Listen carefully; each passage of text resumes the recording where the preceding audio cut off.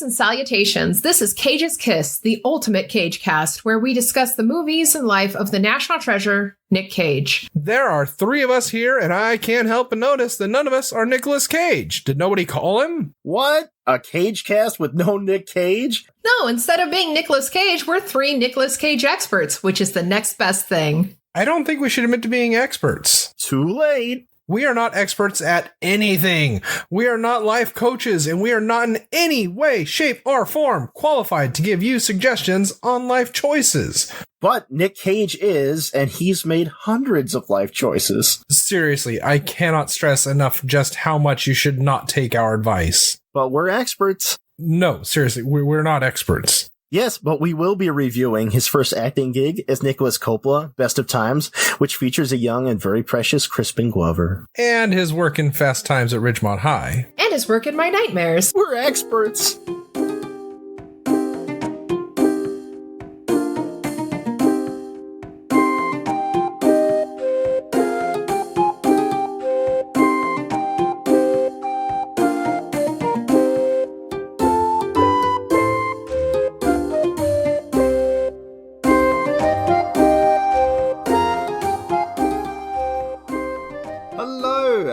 And welcome to another edition of Better Than Robin Hood's. Yes, hello. Yes, hello, I'm Pete. I'm Fran. And we are ready to talk Francis. about all sorts of things.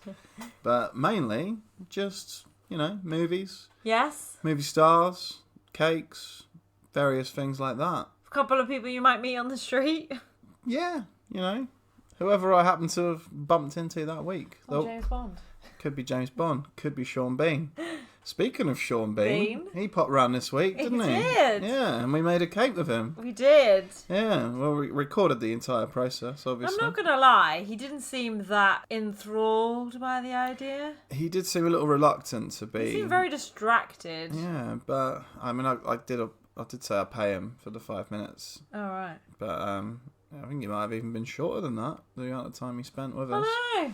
Yeah. Well, anyway, should we listen to that? Yeah. Well, thanks for coming today, Sean. We're going to do some baking today. Fran's going to take you through how to make a lovely cake. A chocolate cake. A chocolate cake for you, Sean. What could be better than that? I know. I love cake. I love cake personally. Alright, so we'll get you to do most of the work, Sean. Well, it's a real honour to meet you, Sean. So Fran's going to take you through what to do, and as we said, you're going to do most of the work. And I'll just toss in some questions we've had from the listeners about some of your movies, things like that. That sounds great. Okay, so are we ready? I was born ready. So put your apron on. Oh, do I have to? Oh, if you're going to do the mixing, yeah, because otherwise you'll get chocolate all over you. Well, I'll put this on. Well, Gareth Wilson, Sean, Gareth Wilson 79, one of our listeners, he said he loves you as Sharpe and especially enjoys you saying bastard. And I have to agree with him personally. It's an amazing part of your range as an actor. So let's have a listen to some of those bastards while we're doing some caking. Any man comes between me and that bastard, I'll kill him. What an idiot. What a dirty little Dutch buffle-brained bastard. I'll run his pox crown up his royal poxed arse. A blue-blooded twat. Oh dear, oh dear, oh dear. You fat bastard. You're a suspicious fellow, Richard, and no mistake. And you're a Scots bastard. Come on then, you yellow bastards! What are you waiting for? Cavalry? I've shit 'em. Well, you've made one now. You turncoat bastard. There's a French bastard in these mountains called Loup. Stand by, you bastard! You killed my horse, you bastard. Dick Sharpe, bastard. Find anything?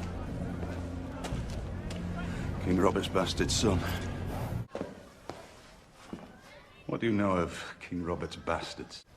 Joffrey and Tommen are Jaime Lannister's bastards. Okay, so I've already pre-done the mixture because I didn't think you wanted to hang around for that long. I want to get away quite quickly. Okay, so what you need to do now is put your water in. How much water? 230 mils of water. Now give the mixture a mix. Go on, get your elbow grease in. While you're mixing, Sean, I'll just I'll say M from the Verbal Diorama podcast. She has said that she loves you as Boromir in Lord of the Rings, and that was echoed by Tiny Morbid Fantasies and the C Word podcast. I mean, do you want to maybe tell us about the process you got into to be Boromir? One does not simply walk into an audition. It's a very complicated process. Peter Jackson is a very distracting in an audition. It's mainly because he's always eating kebabs the whole time. He just sits there munching doner kebabs the entire time. Okay, are you ready for the next ingredient? Yes. Mr. Bean. Can't wait. Put your oil in then. How much oil? 120 mils of oil. 120 mils going in. And then we'll just do the eggs while we're here. How many eggs? 3 large eggs. 3 large eggs. And as you can see, we bought organic eggs from good. Aldi. I demand free range. Which is not expensive. How much are they? I don't know, £1.20? I'm very wealthy. I have someone to buy my eggs for me. Do you want to crack an egg? Crack an egg. Yes, I will. Well, Sean, sorry you're in my seat podcast. They love you as well. They loved you as Sharpe, but also mentioned how great you were in When Saturday Comes. Well, a little known fact about me is the football scenes are actually they're played by Peter Beardsley wearing a mask made of meat in the shape of my face. Oh, well, those are little movie facts while we're baking. What are you up to at the moment? Oh, we're mixing all the ingredients together now. Okay, so we got eggs, oil, some water and some cake mix. Yeah. It looks amazing at the moment. Could I eat it in this state? No, it's got raw egg in it. Raw egg? You can lick the bowl though. I have 4 raw eggs for breakfast every morning. Would you like to lick the bowl? No, thank you. Okay. Yeah, well, a couple of people have mentioned, obviously, your role as Ned Stark in Game of Thrones. Did you enjoy being Ned Stark, Sean? Oh, I found it quite hard to do. Well, we started filming in Iceland, in Northern Ireland, of course. It was very, very cold. So when we moved on to filming in Malta and Croatia, I felt the need to point out to the people that lived there that winter was coming. That they didn't really listen. Whenever I'd come up to someone and say, winter is coming, they just laugh and want me to do it again, things like that. Oh, that looks good, doesn't it? That cake mix looks very, very nice. Do you want to smell it? Could you eat it in this form? Yes. You could? Yeah, of course you can. You can eat a bit of raw cake mixture. Isn't that a bit like chocolate mousse? Yeah. Yeah. Well, Gorilla Brain, Sean, Gorilla Brain podcast, they've picked up your role in GoldenEye as Alec Trevelyan. How was that for you? I fucking hated that role. I had to pretend to be a posh bastard throughout it. I never got to say bastard once. And obviously, I got fucking killed as usual. Bond is a bastard. So what stage of the cake are we at now? So now we can put it in its tin. Yeah? Or plastic mould, as I like to use them. You've got a little rubber kind of dish here. Yeah, you can get the spatula out. Here you go. Take one. Get the spatula, Sean. I love spatulas. Listen to the sound of this. Oh yes. You could hit someone with that and really hurt them.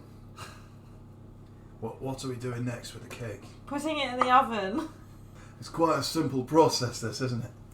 I quite like it. Yeah, very simple. Anyone could make a cake. Why are they always fanning about on that bastard bake-off show? Don't knock the bake-off. I love the bake-off. Okay. Well, I understood that reference podcast. They loved you in The Martian, Sean. What, can you tell us a little bit about The Martian? Oh, it's fucking magic. I was sat in an office or control room the whole time. Those are the kind of gigs an actor can only dream of. Oh, we don't actually. What will we do? Oh, we don't need the spatula. We're not using the spatula. You've misled the listeners. No, you can put this in the oven now, Sean. I wanted to use the spatula. But, alright, it's going in the oven. Is there any safety tips you should be aware of? Whenever you open an oven door, don't look straight in the oven. Why? Because you'll burn your eyebrows. Okay. The cake is going in the oven. Our oven was very warm. Pilates said podcast that said you're amazing in Legends. I mean, I've not seen Legends, so I can't comment really. You call yourself a fan of my work, and you've not watched Bastard Legends. You know what that makes you, don't you? What does that make me, Sean? It makes you a bastard. Well, come on, that's not very nice, calling me a bastard. You're a bastard. I'm leaving. Is my fucking cake ready or what? No, not for 30 minutes. 30 bastard minutes. You forgot to put the timer on, you bastard. 30 bastard minutes. You only paid me for 5. I'm off. He's off. He's gone. Oh. Oh, where's he gone, really? He's left. Oh no. He's taken my fucking apron with him. Yeah. Oh, he's gone. He's gone. Oh well. What should we do now? I'm going to lick the bowl out. You're going to lick the bowl out? What about after that? Should we watch The Last Starfighter? We should. Well, that was Sean. Can't believe he just walks out like that. I know, what a douche. Yeah, he didn't even wait for his cake. No, I know. Yeah. No, we have to eat it. No, what a shame. What a shame. Yeah. Well, as you might have heard, we also watched The Last Starfighter We did. to see if it was better than Robin Hood, Prince of Thieves. Yes. Well, let's find out if it was. Okay, let's do it. Let's talk about this thing. So, obviously, The Last Starfighter is a science fiction movie. It was made in 1984, which... 2 years before I was born. Like, literally a century ago. Yeah, I know. Before you were born. What do you mean a century? I'm not that old. Such a long time ago. I know. It was the year the Apple Mac was released. No. Yeah. They've not been going that long, have they? The Macintosh, yeah. Oh, you mean like the proper big one with like the big back and stuff? Like the classic Apple Mac, yeah. Where she's standing in Yeah, and she's in 1984 throwing a hammer through the screen. Oh yeah, and in the film Bridget Jones where she's carrying it.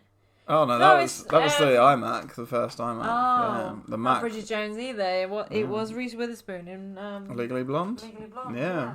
Well, Apple have got a long history of sponsoring movies, They putting have. their products in there. That's why everyone wants them. Yeah. There's one right in front of us right now. I know. It's a Can't very escape the good apples. laptop though, isn't it? Apple don't grapple with a Mapple. I get really annoyed at work now when I have to log on to Windows and it Windows. takes forever. Like a failed state. It's like 50 failed states. Yeah, fuck Windows. Anyway, The Last Starfighter. So, we enjoyed it, and so have many other people. We enjoyed it. I like to think we. It was a bit of a royal we, yeah. We'll talk about our thoughts on it. Let's learn some things first about The Last Starfighter. Alright. On Rotten Tomatoes, it's got a 77% critic score. You forgot what to say then, didn't you? I did a little bit. Yeah, a little brain fart. And it's got a 69% audience score. That's pretty close, isn't it? And it's really? also the sexiest number that there is. Just noticed that. Some interesting facts. It's directed by Nick Castle, who plays Michael Myers in Halloween. No, really? He played Michael Myers in the 1978 original and the 2018 reboot. I haven't seen Halloween. No, we should watch that sometime. Maybe not for the podcast. Is it scary? Not really. It's just like Scream. Oh, okay, that's fine. It's just a slasher. I like screams. Yeah, you might jump from now and then. Yeah. But he also co-wrote Escape from New York and Hook. So, yeah. As in Hook with Peter Pan Hook? Yeah. Hook with Robin Williams and Dustin Hoffman. I really like Hook. Yeah, so he knows what he's I doing. can see where this is from now then. Yeah. And he directed Dennis the Menace and Major Payne, two good children's films. Dennis the Menace? Yeah, so no surprise then that this movie is very competent because Nick Castle is a man who knows how to do a movie. He did very good family-orientated movies. The Last Starfighter being one of them, yeah. Yeah. It stars Lance Guest. He's still working, but never really made it into the big time. Aww. Yeah. Peter O'Hurley. Hurley. Peter O'Hurley. Hurley. He's a veteran actor. He's been in all sorts of things. RoboCop for one of them. Catherine. Who's he? Peter O'Hurley was. O'Hurley. He's like the. Was he the man who recruited him? No, he was his mate in the brown makeup. Oh, as in the lizard man. He was a lizard man, yeah. Catherine Mary Stewart, she's still working as well. Who was she? She was his girlfriend. Oh, yeah. Yeah. And another veteran actor, Robert Preston, who was Cassian or Cassadan or whatever his name was. I recognise him. And he recruits the main character.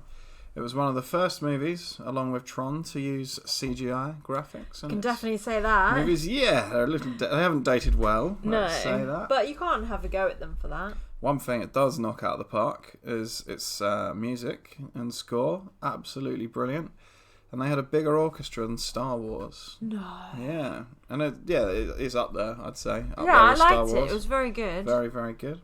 As I said earlier, it was well received by critics at the time. Yeah. Roger Ebert gave it 2.5 stars out of 4. Oh, amazing. Yeah, Ebert knows his movies.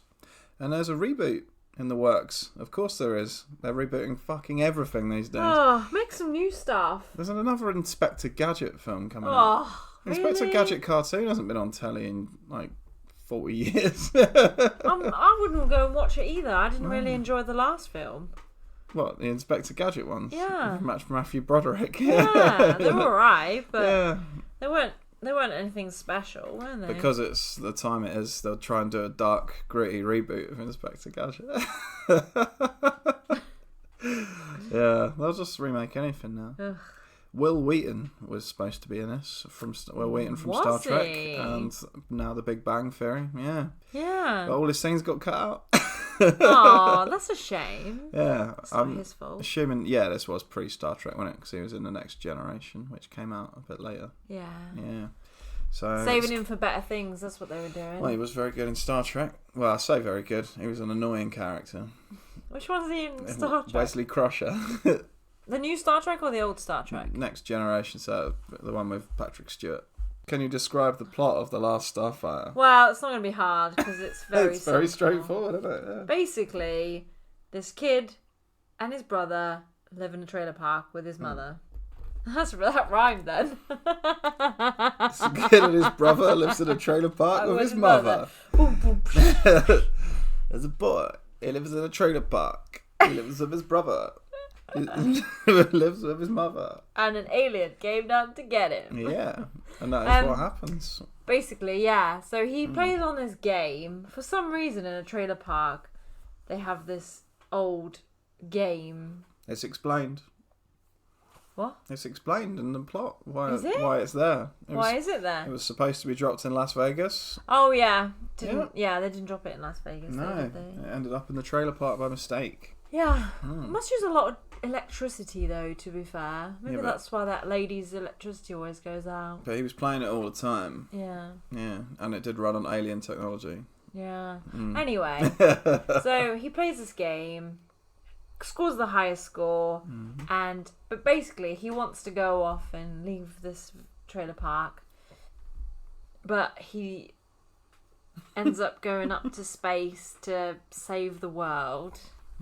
Gets recruited, doesn't he? Does, but A Star double League. stunt double, so to speak, alien double, takes on his form Yep. and is there to sort of be him while he's up in space, sorting the world out. And then he saves the world, comes back down, all in his uniform, all dashing. Yep. Why are you laughing at me for? It's scintillating. There's a lot of baddie people. 2 baddie people come down, don't they, to kill him. Yeah. But they're not very successful. No. And they get killed themselves. They do. I thought you said this was going to be easy. It is easy. I'm just getting there. I'm confused about what's happening now. No, you're not. A young boy of 18 goes up to space Yeah. to save the world. That is what happens. Yeah. Yeah. What's wrong? So you could say a teenage boy is abducted by aliens to be trained to fight a war for them. Yeah, but you missed out all the important bits. His girlfriend, his mother, his brother, Yeah. the old lady in the trailer park. As a brief synopsis. And, yeah, I'm not finished yet. Okay. And then he comes back down after saving the world and many other planets, according to the old lizard man. It's the whole Star League. Yeah. Yeah. And he is being recruited to train some new fighter pilots, by the sounds of it. But he wants to obviously go and pick his bit of sweet cheese on the side up. Well, that's sweet cheese. So he goes back to Earth and tells people what he's been up to. And says, I want her to come with me. Yeah. First of all, she says no. And I'm like, stupid idiot. Well, yeah, why would you not want to go and see Why an would alien you not world? want to go into an alien world and pretty much be in the penthouse? Yeah. 'Cause that's where he would be, let's be honest. He's quite literally the only one who knows how to fly the starships. So, yeah, he would be like a celebrity. And he wouldn't be that involved in like day-to-day bang, bang, bang. Because he'd be the one training everyone. Exactly. Yeah. So he'd be like back in every night for dinner, you know, that sort of thing. After a hard day of training Training starfighters. Yeah. Yeah. It'd be like Top Gun all over again. It would. So that was the plot of the Last what are some of your highlights of the Last Starfighter? I would say when the alien lady is taking on his form and the covers get taken back of the duvet cover. Yeah. And she is still moulding into him. Yeah. That was quite good, I thought. It was creepy. A bit creepy. That was... Any more highlights? Fighting bits, they were quite good. Yeah? Which bits in particular? The baddie CGI bits. Baddie CGI. As in the baddies, but they were in CGI. Yeah. I thought they were quite good. You enjoyed... Even though it was CGI. Yeah. From back in 1950, whatever. 1984. Yeah. But yeah, you can't like go, oh, look at that crappy CGI. Because it was 1984. For the time, it was good. Yeah. Yeah. If you look at the Star Wars prequels now, those look like shit. Yes.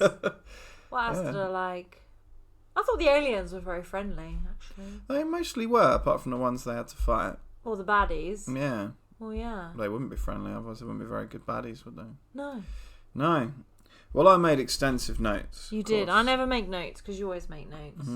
I do. I don't see the point of wasting paper. Okay. Well, we've talked about how good the score is. And the soundtrack is amazing. I might just, in future, sit on Spotify and listen to the Last Starfighter score. It sounds a lot better than that. Well, I just love, as I mentioned before we watched it, this movie is often used as an example of how to write a script, how to direct a movie. What, where you have a beginning, a middle, and an end? Well, yeah, you say it like it's simple, but fuck me. Well, for example, we watched The Joker last night.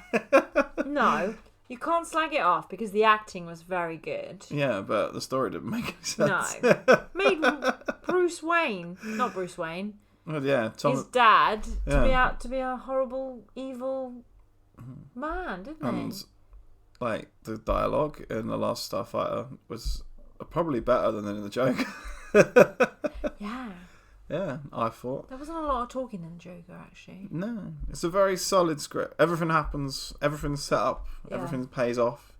Like you were saying, oh, why is this machine in the trailer Well, park? he says why, but It's- I completely forgot that bit. Set up and payoff. Everything makes sense. It does. The plot advances quickly. This film is only an hour and 36 minutes long. Perfect. It's the perfect movie. I've said it. Okay. The Last Starfighter is perhaps the most, not the best, the most competent movie ever made. What, you think it's more competent than Anaconda versus Slave Classic? It has a beginning, a middle, and an end. What it lacks is a mayor that offers everyone free ice cream in public, and then when no one's around, he's really mean. Yeah. Yeah. Yeah. All, as I said, I'd like in every film the mayor from Anaconda versus Lake Placid to turn up. In just every movie and go, hey, free ice creams for everyone. Not the Clark and Cream variety. The plain single cream variety. Like the bloke in the Adam Sandler films, so he always turns up and says, you can do it. You can do it? Yeah. Oh, really? Oh, I don't know if he's in everyone, because I've only watched 3 Adam Sandler films because I hate them. We digress very much here. We have, yeah. Have you put... It's really I like... thought you've written insects there, but you've written incest. Well, yeah, we'll get to the incest. Kissing your sister. It's very much... The plot is very similar to Star Wars. It did come out 6 No. 6 years after. It's not similar. He's stuck on a planet and he can't leave because of his personal circumstances. You could say that about that film. A magical stranger comes and offers him an escape into space, which he takes, and then at the end he gets in a little spaceship and destroys a very large spaceship to save the day. What's that film with Kevin Costner in where he makes a baseball pitch?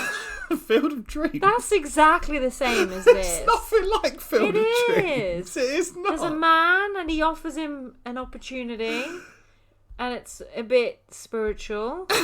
There you go. Well, yeah. It's, again, like I said, it's very competent because that is the hero's journey. That's exactly how it should be. You should have a character that's a bit like you, so you relate to them, like Billy. And then, he goes on a magical adventure and saves the day. It's the perfect story. Yeah. That's like they say, there's only 7 plots, isn't there? There's only 7 stories if you want to tell one properly. I don't know what they all are. Oh, right. But they say I was waiting for you to tell me. You can boil like any properly told story down to one of these 7 basic pathways, and one of them is the hero's journey, and this film follows it to the letter. So I mean, it's incredibly competent. So incest. Yes. Yeah. So Billy's girlfriend really looks like him. Yes, but don't they all look like each other in the 80s? No, they live in a trailer park. I'm not casting aspersions, but rednecks who live in trailer parks often... They're not rednecks, they're nice people. But they often have sex with their family members. So maybe that's what's happening here. Yeah, but his brother doesn't look anything like him, so maybe. And his girlfriend is really hot. She is. Yeah, I mean, he's a handsome dude. But a lot of people have brown hair. It's not just brown hair, their faces are like kind of similar. Yeah, maybe. Yeah, but she's very pretty, and I wish them all the best, and hopefully their kids will have 5 fingers and 5 toes. Yes, and not web feet. On each hand. The 80s CGI is a lot of fun. Like, again, I think it's good. You can't criticise it. No. It's good for its time, yeah.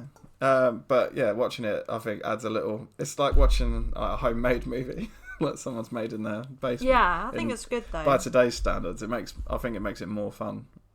Yeah. Yeah, because they could have done a Star Wars and used miniatures and stuff, and then it would have been too much like Star Wars. I think this is what sets it apart. Yeah. I don't think it's much like a Star Wars. The sets, when they use sets, are brilliant. The trailer parks are I really think that's really set. good. And it's the like spaceships. a proper trailer park. Yeah. The spaceships are amazing. The interiors, especially they definitely spent some time with Doctor Who, didn't they? The enemy ship is really like the TARDIS. Isn't yeah. It? I thought that when I saw it. And you touched on that. The freaky robot clone. Oh yeah. So Billy is. They send a robot clone to replace Billy, so no one notices he's gone to space. Yes. And they pull back his covers, and there it is. It's still taking on Billy's form. Yeah. Very, very creepy. And but that whole subplot of the robot clone was really good. Lots of fun stuff. So, yeah. There's aliens coming down to kill him and taking over policemen's bodies. I know. Fight in the trailer park was very good, where you had a piece of wood with a nail in it still. Exactly, yeah. And hardcore stuff that. Burn the aliens a crisp. Yeah, there's all sorts of fun stuff. After the alien did shoot old, what's his name? Yeah, but he came back at the end. Yeah, because he's an alien, he can come back. It's like he says, yeah. It's like reincarnation. It's like, I'll go whenever. And I liked their kind of fascistic chanting that they did in Star League. When they make a good speech, they'll say, "Victory or death! Victory or death!" Oh yeah. Yeah, it's like a Nazi slogan. I liked it when he tapped his taps his chest and he hugs and then he shakes people's hands. I don't know if that was something before the Last StarFighter, but often I will greet people by tapping my chest and doing a little fist pump. And other people do it as well. I do it sometimes. I've seen rappers do it as well. Oh, maybe that's where you've got it from. Yeah, I probably got it from rappers because I've never seen the Last StarFighter. I've never seen anyone do it. Oh, well, I'd see people do it all the time. I've seen people toss their chest and shake your hand, like as in. That's why you've never seen it happen, because you're not in Star League and I am. Star League, Schmar League. There's lots of good visuals. When we finally introduced to the baddie, he melts a spy's head live on camera. Oh yeah. In front of the Star League. Yeah. Yeah. But he does. That's pretty epic. Yeah, it's pretty cool. It's a good visual. Yeah. But he's not a great baddie. He's got like a sex toy that It's he's a bit always odd, isn't brandishing. Yeah, like a spiky It's like sex an toy. old Victorian implement. Yeah, it's got full of spikes. That you'd hit someone It's with. very dangerous. A dangerous thing to be waving around in a confined know. space. And he tells them exactly when he's going to invade, which seems an odd strategy. Yeah. Yeah, like before D-Day, we had to do a lot of deception, so the Germans didn't know when we were coming. And this guy was straight up, I'm coming during the eclipse. I was like, oh. Maybe because he thought he had such a good, strategy and spaceship compared to the other people. He did a sneak attack as well, didn't he? He shot some meteorites at the Star League base. Oh, yeah. And killed all of the starfighters except one. So. Well, that's only because he pissed off home because he didn't want to do it anymore. Well, it worked out for the best, didn't it? Yeah. There's some very good sayings in the film. I liked when Billy's brother sticks his head into Billy's bunk and sees a robot man there. He says, "What the shit?" Yeah. What the shit? What the shit is something I'm going to say a lot from now on, I think. I don't remember. Yeah, I do remember that bit. And bet your asteroids you're coming. Bet your asteroids? Yeah, he's like... Oh yeah, he means bet your balls, He's doesn't like, he? I'll come with you back to space. He's like, you bet your asteroids you're coming back to space. How big are your asteroids? And when I ask his friend how he's doing, he says, I do well. Yeah, I like that. I'm going to say that a lot as well. I'm going to say that on Monday when I'm at work. I do well. I do well. There's a really good scene where Billy's robot clone takes off his head and puts it down on the desk. Because he's got a bit of something in his ear. Yeah, he's fixing his ear, and then his brother wakes up again. And then he goes, you're having a know, bad dream. Go back to sleep or I'll tell Mum about your Playboys.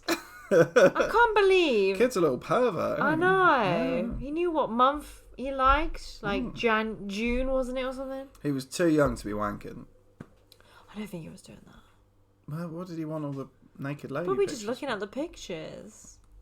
It's no point unless you're going to wank. Wow, he's too young for that. I mean, I don't know what age you started, but I wasn't starting that young. You can't talk about things like that. And it may have the greatest ending to a movie ever, I would say. What, when they go up in the spaceship? Yeah, he comes down back to Earth in his spaceship with his alien friend. And his uniform on. And all of the trailer park residents are like, oh, wow. Wow, he's come back. Yeah, he's completed his character arc. One old lady with a massive shotgun, but she doesn't have a license for that bad boy. Probably don't need one in America, do you? I don't know. I think you still have to have a license, don't you? Probably been used since to shoot up a school. She really shouldn't make jokes about that. Shoot some squirrels. Anyway, what was your favourite part? Oh, I would say the ending. Mm-hmm. Where he takes his girlfriend to space. Yeah, everyone likes a happy ending. Yeah, that's probably what I would say is my favourite. It's hard for me to say what. I mean, it's all works so well as a whole. Yeah. But I would say I did immensely enjoy all of the robot clone scenes. Oh, where he plays the robot. Yeah. Yeah, he's good in the back of the truck, like you said. Yeah, and also when he's copying another man in trying to seduce his girlfriend. Oh yeah, and he says the other woman the other women meant nothing to me. She slaps him, doesn't she? Yeah. That is funny. Yeah. Well, what was your favourite character? Oh, him. What, the main guy? Yeah. Fair enough. I liked him. Yeah. I liked his lizard friend. You like the lizard man? I do well, yes. He was the most fun, I thought. I liked everyone. The baddie was good. The guy that recruits him, he was funny. Everyone's good, really, but... Yeah. Bet your asteroids. The most crucial question still to be asked. You could say bet your meteorites. It doesn't work because it's bet your ass. It's bet your asteroids. Works really well. Yeah, but you could say bet your meteorites. Doesn't work. It does. Doesn't. I bet your meteorites it does. Okay. Bet your asteroids it doesn't. Crucial question. Is this film better than Robin Hood, Prince of Thieves? No. How close did we get? I thought it was alright. You're so down on this movie. I found it a little simple. That's the beauty of it. Films should be simple. Yes. Robin Hood, Prince of Thieves has probably the most simple plot. No, it is a very simple plot, I'll give you that. However, there are some very good acting bits and there is suspense, romance. The Last Starfighter has all of that. Doesn't have any suspense though. It's full of suspense. You know that they're gonna save the You know world. he's gonna save the day in Robin Hood. You don't know that in Robin Hood. You do. Robin Hood saves the day. He's a hero. Not when he's in Israel and... That's right at the beginning. Yeah. You know he's not going to get killed 5 minutes into the movie. But he's like got loads of courage and he says, I'll go first. Are you saying Billy didn't have courage? No, he did. He was a brave starfighter. He saved the whole galaxy. There were no riding horses, no going into the wilderness. So you're saying to beat Robin Hood, it's got to be set in medieval times? No. No? No, I'm not saying that. I'm just saying it lacked a few elements. What elements did it lack? Suspense. There was suspense in spades. There was a chase, 2 spaceships chasing each other through an asteroid. It's the most amazing thing I've ever seen.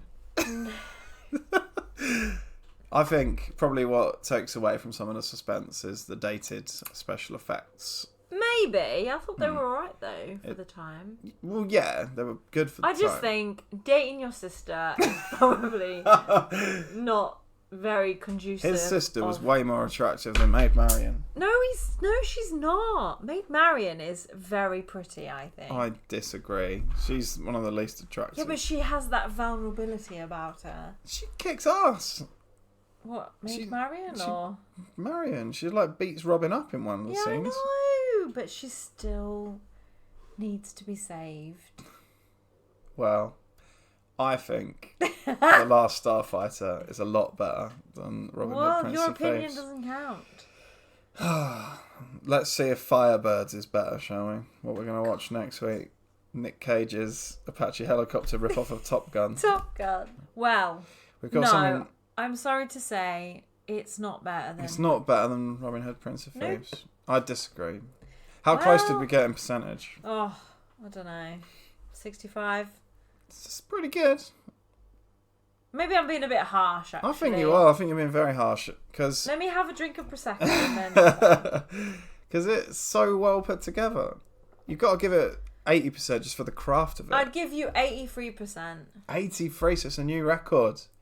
I think I'm going to play a little bell sound effect. What was the last record I gave? 75 for Tango and Cash. Oh, yeah. And Tank Girl got 73. Tango and Cash was better than this. I agree with that, actually. Yeah. I think you're being generous with your 83, but I'm taking it. I'm taking 83%. Right. It's going. It's a new record. Play the bell sound effect. I reckon Firebirds can get to at least 90. No, it won't. It's not better than Top Gun, is it?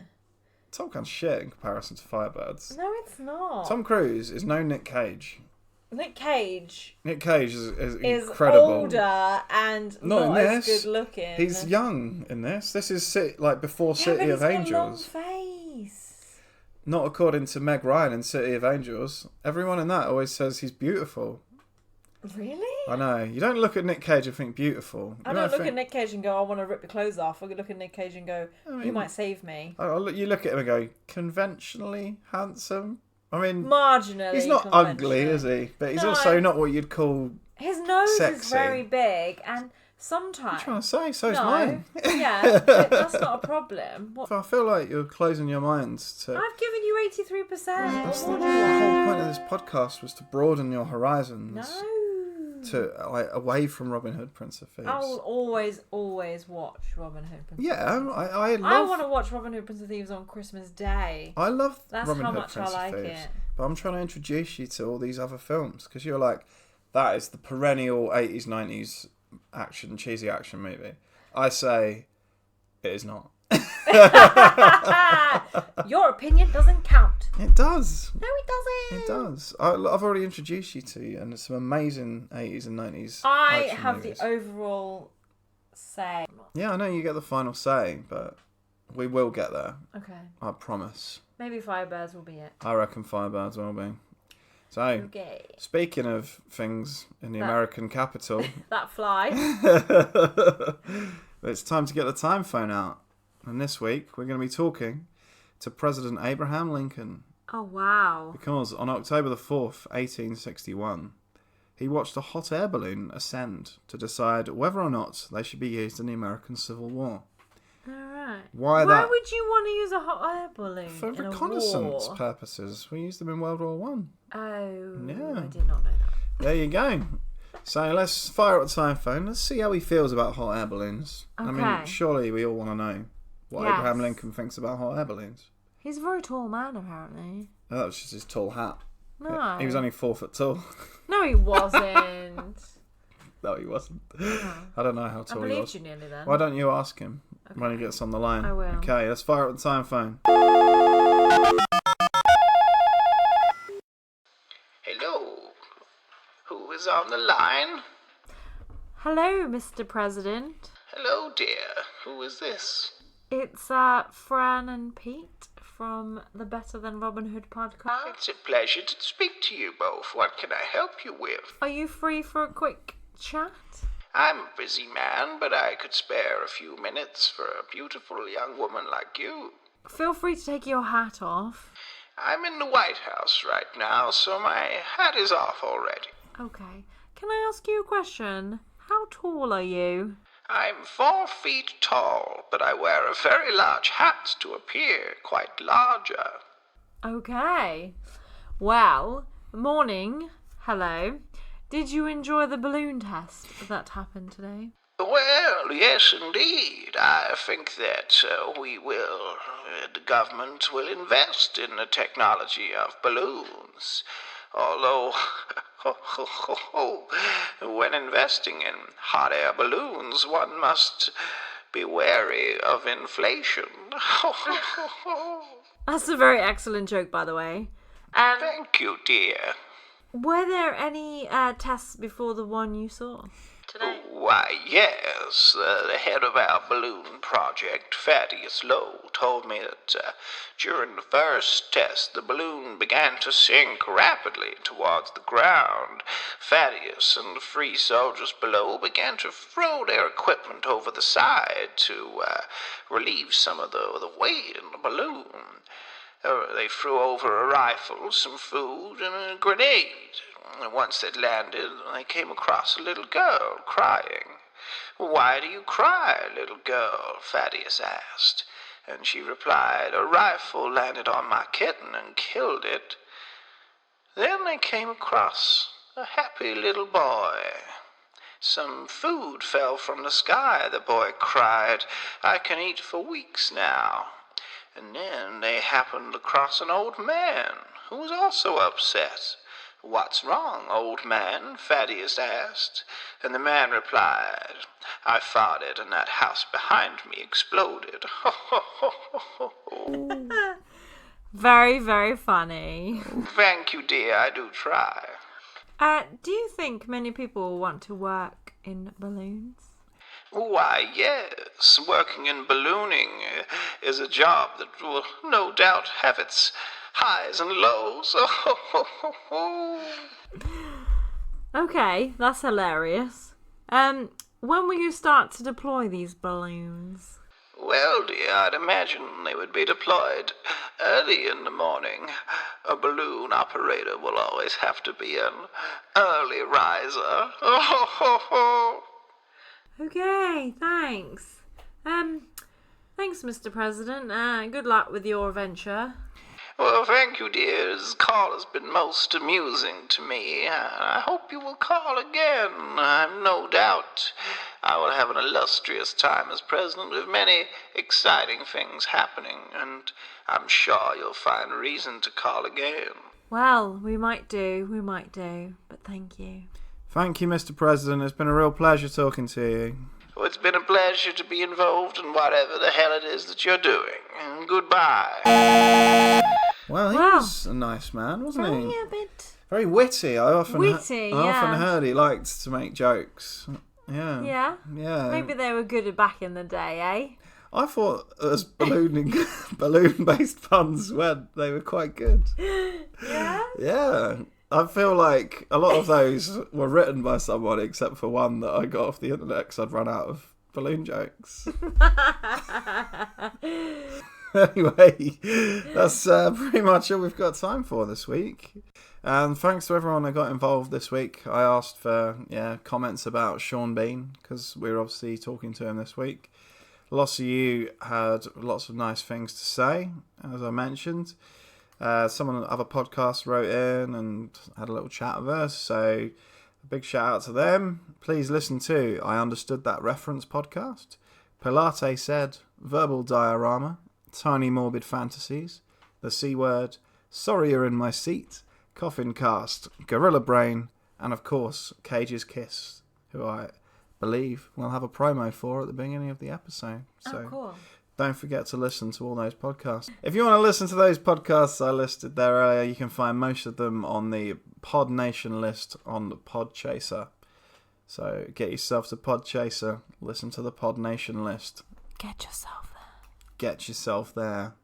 Next week, as I said, we'll be talking about Firebirds. Thanks to all our listeners. Some really nice feedback this week, and the downloads are slowly climbing. Make them go faster though. Tell your friends all about the podcast. And don't forget to follow us on Twitter and Instagram. We're at RobinHoodPod. And if you want to email us, you can email me on petelanghelp30@gmail.com. And you've got some social media links as well, haven't you? I'm on Twitter officially now. Yeah, you're actually active on Twitter now, aren't you? I don't know what my Twitter name is though. It's at @Langhelt. And Langhelt is spelt Lang. HELT. There you go. I'm also on Instagram, but Francis Langhelt. Thanks for listening, everyone. We'll see you next week. Balloons up. I do well. Bye.